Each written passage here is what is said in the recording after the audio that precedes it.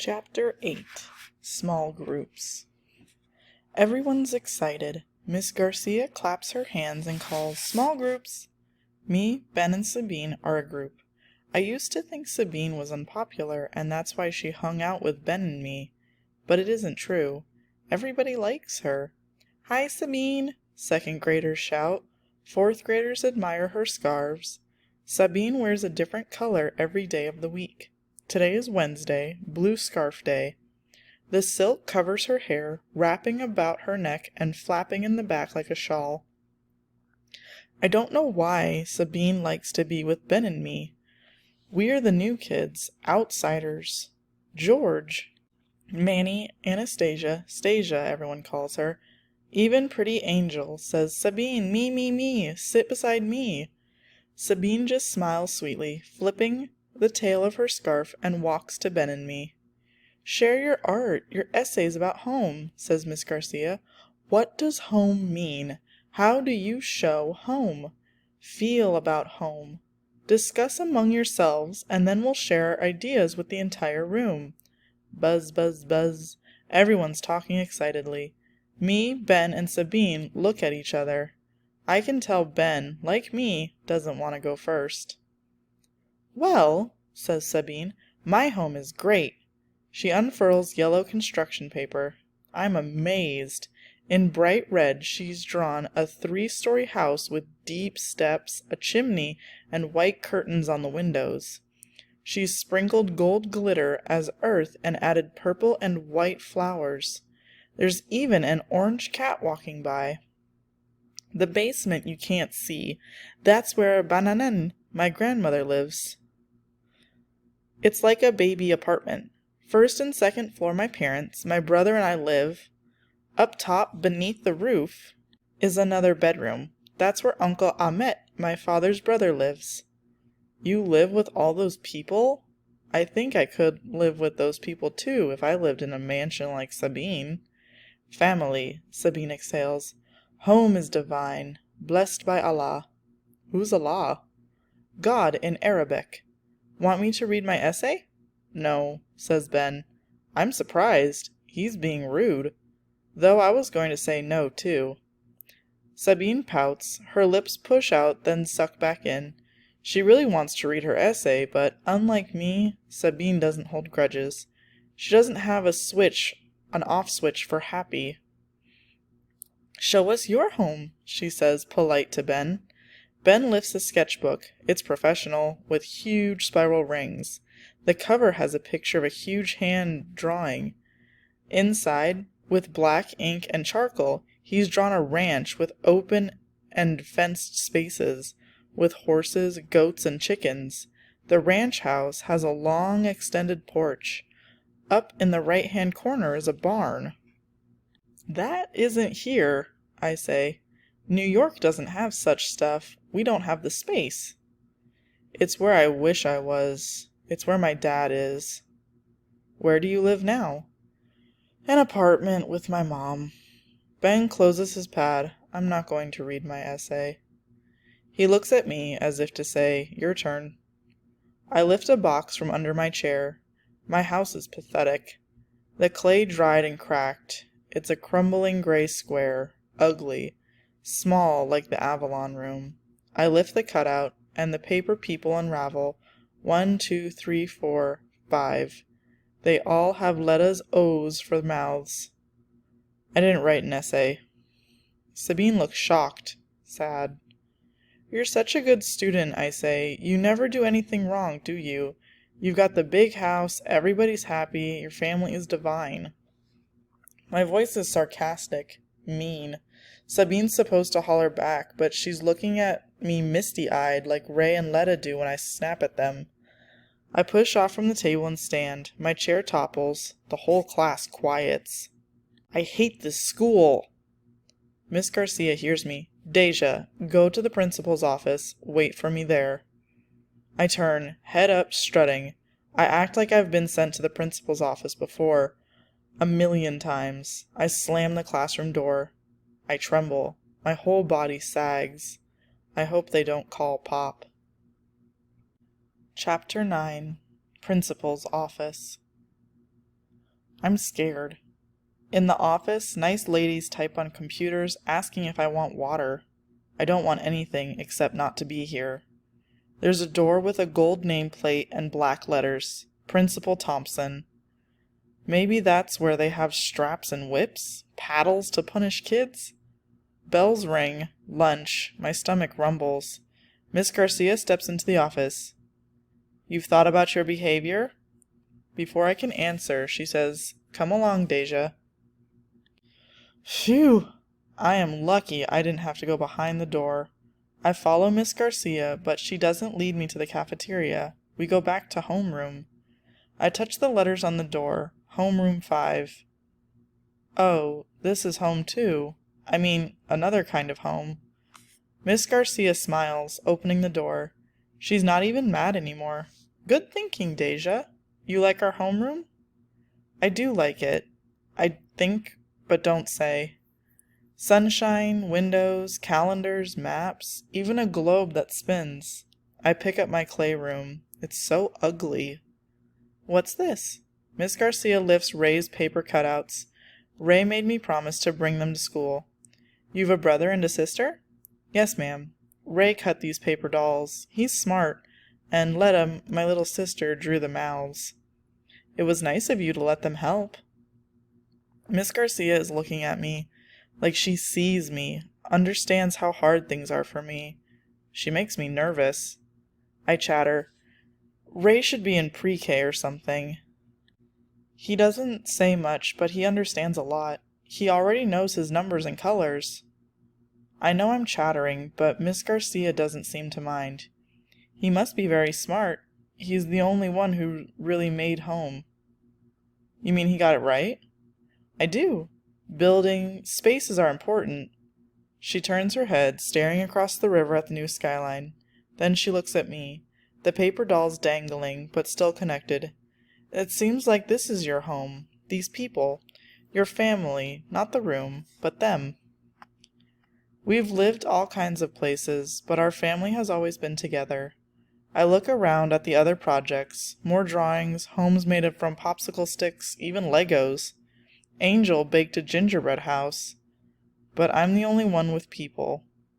Miss Garcia lays the cutouts on the table.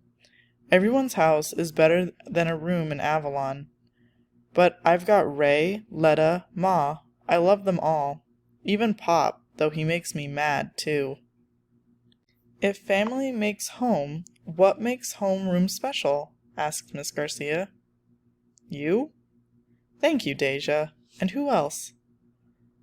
I'm supposed to say friends, but I don't think Sabine is going to be my friend anymore. I shrug. Let me read your essay. I didn't write it. Miss Garcia's smile slides off her face. I feel bad. Another missed homework, and I'll have to meet with your parents. Pop would be a mess. If he didn't come, Ma would lose pay. I'll do it now. I borrow Ben's pencil and tear a sheet from Sabine's notebook. I still don't have a backpack, or school supplies. Miss Garcia's heels click-click down the row, and she pulls a brown sack from her desk drawer. She click-clicks back. I'm not crazy about cafeteria food. She hands me half of a sandwich, PB&J. Who knew teachers liked PB&J? Can you eat free in the cafeteria? No, but you could. Yeah, well, at my old school, almost all the kids got free lunches. Not so many here. I don't want to stand out. I take the sandwich, strawberry, on brown bread. Ma says wheat bread is good. Avalon only uses white. Miss Garcia holds 2 plastic bags, 1 carrots, another celery. Which one? Carrots? We'll both have a working lunch. She click-clicks back to her desk. The sandwich is good. I feel good in homeroom with Miss Garcia. It wouldn't be nearly as nice if I were by myself. I look out the window at the skyline, wishing I could understand how Miss Garcia sees it. I like her. I want to be a better student. I write. Essay by Deja. I thought I knew home was a place, but it's more. Home is where you have your people, family. But maybe home is also friends? Can school friends be like family? I think so. Else why call class homeroom? When I'm grown, I still want to have a nice home. Building, I mean, not stinky Avalon. Done! I holler. Miss Garcia sits beside me. She fits in a kid's chair even though she's grown. She reads. I hold my breath. Good, Deja, but you can do better. What's wrong with it? I wrote it. Miss Garcia ought to be happy. An essay is like you asserting things you know or believe are true. Asserting? Writing with confidence. Take your first two sentences. I thought I knew home was a place, but it's more. How can you write more forcefully, more concisely? Concisely? Clearly, not using extra words. Peanut butter's choking my throat. I want to cry. Miss Garcia pats me on the back. Your ideas are right there, Deja. You said it. Just say it better. My eyebrows pinch together. Home... Go on. Home is more than a place. Excellent. That's your thesis, your main idea. Spaces, buildings are important, but never as important as the people inside. You should thank your little brother. I will. I knew Ray was smart. What else do you have to do? Apologize to Sabine. I don't tell Miss Garcia I feel especially bad because Sabine has mentioned God and I made fun of her. Pop does believe in church, but before moving to Avalon, Ma would take me, Ray, and Letta to church. If Ma had heard me, she would have scolded me and said, Deja, I taught you better than that. Sabine's great. I was just upset because her house is big and everyone inside is happy. Chapter 10. Homeroom. Thursday. Cotton candy pink. I hate pink, but this scarf looks good on Sabine. Her skin is the lightest brown, silky smooth. I told her sorry and she smiled, saying, no worries. I waved to Ben. Sabine and Ben both make homeroom home. Nice. 2 weeks and I feel like the three of us were always meant to be friends. Gather round, class. Miss Garcia types raised paper people to the whiteboard. You've all done great work drawing, painting, building your homes, and writing essays. You'll find your papers and my comments in your homework folder. Over the weekend, I want you all to think about essay revisions, being more specific, and developing your ideas. Now, she says, there is one person who through their artwork expressed home best. Deja? I'm proud. It's my little brother, not me. My little brother Ray cut those paper dolls, people, family. I expect someone to say something not nice. But no one does. Stasia asks, who did the mouths? Letta, my baby sister. She's 2. Cute. I don't know if she means Letta or the circle mouths. I get it, says Sabine. Family makes home. They're all holding hands. Sabine clutches my hand. It feels good. Usually I'm the one clutching Ray's or Letta's hand. Family is another word for relationships, I say. I've had time to think. Though she's looking at Miss Garcia, Sabine squeezes my hand. Me and Sabine have a relationship. She's like me no matter what. Ben does too. Neither cares where I live. I clutch Ben's hand, in friendship, like Sabine's clutching mine. Ben doesn't act surprised. Then Miss Garcia reaches out, taking George's hand on the right, Charles on the left. Everybody grabs a hand, some cleaner than others, some with painted or plain nails, some brown, some white, some colors in between. Miss Garcia nods at me. We make a home too, Miss Garcia's homeroom. Sappy, sappy, sappy, Sabine laughs. Better than sour, I say.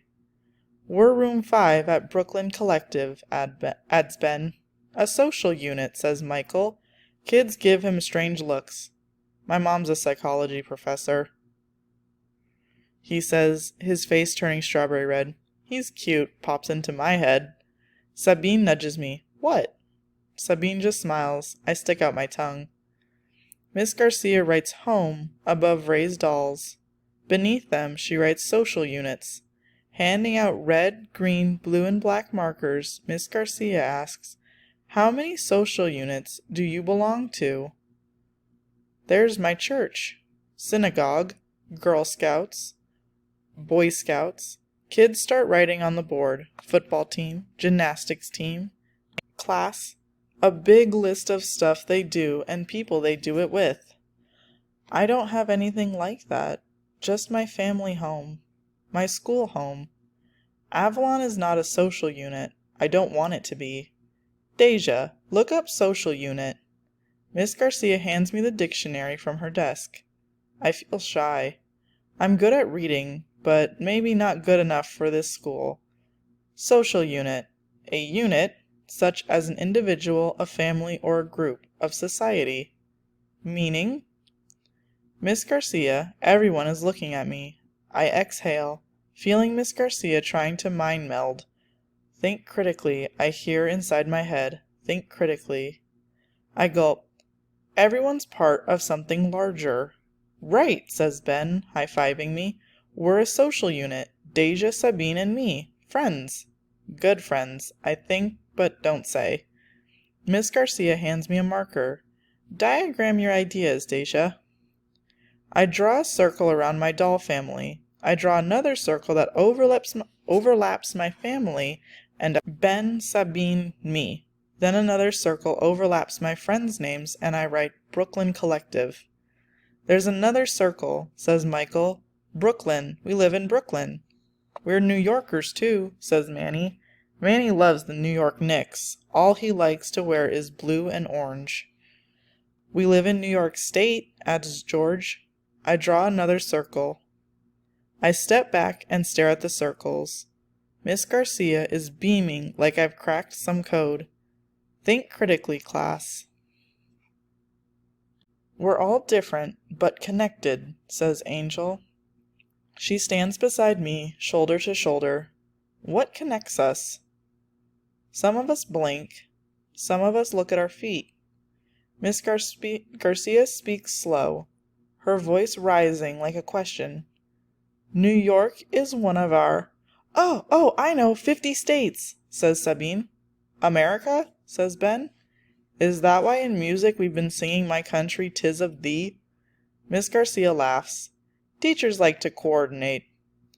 The circle keeps expanding, adds Michael, picking up another marker, writing and drawing Americans become North Americans, Western Hemispheroids. That's not a word. We're humans, says Angel. Earthlings, says Charles. Maybe it doesn't have to stop there, asks Michaels. What if we're other universes? Everyone laughs, but I don't. For some reason, I'm remembering Pop Mad. Would this schoolwork make him mad too? Ben studies my face like he already knows I'm uncomfortable, upset. I walk away from him towards the windows. It really is nice to have a classroom where you can see the sky above, the river below, see helicopters and boats. I imagine the huge gap the vanished towers must have left, like teeth pulled missing from the skyline, like Godzilla had planted his foot. My palms flatten against the glass. History is alive, Miss Garcia said. Miss Garcia, where did the towers people go? Except for a few gasps, everyone's quiet. I turn. Folks are either staring at their feet or snickering. They think I'm acting out, but I'm not. I want to know stuff. Understand. Dead, Michael blurts. They're dead. Like my cousin, adds Angel. I didn't know him. Miss Garcia stands beside Angel. It's very sad, but it's not all sad. There's a beautiful new tower there, and she nods at the windows. Another mystery. Kids look at Miss Garcia. Some look at me. The ones looking at me know the answer, know something I don't know. At my old school, I'm not sure folks would know about the missing towers. We didn't have classroom windows overlooking Manhattan.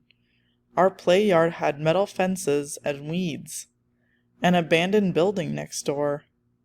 I'm not dumb. Sometimes this school makes me feel I am.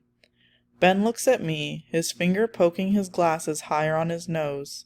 Sabine's head is down, only pink silk shows. I blurt, Miss Garcia, if history is alive, how come everybody in the towers is dead? Not everybody, says Ben.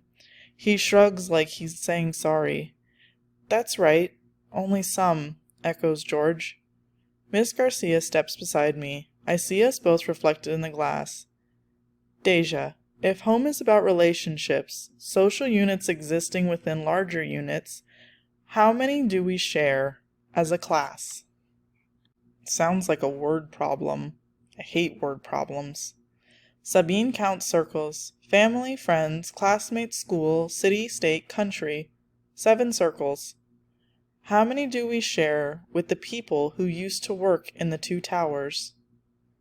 Ben's cowboy boots click like girls' heels. Americans, he whispers, turning back toward the board. He picks up a red marker and starts overlapping the outer circle. New Yorkers, too, says Stasia. Ben adjusts and makes a circle overlapping the circles for New Yorkers and Americans. Ben comes and stands beside me. Everybody else is holding back. We're connected to the folks who died in the towers, even though I wish I wasn't a New Yorker, he mumbles. We're Americans. Miss Garcia, how many people died in the towers? Asks Manny. 2,753, she whispers. The room is quiet except for the wall clock's tick-tock. Groups sounds better, says Angel, not units. Towers people aren't like Lego people, pieces. I agree, Angel. And like us, everyone has special and unique homes. Everyone belongs to social groups, has special relationships.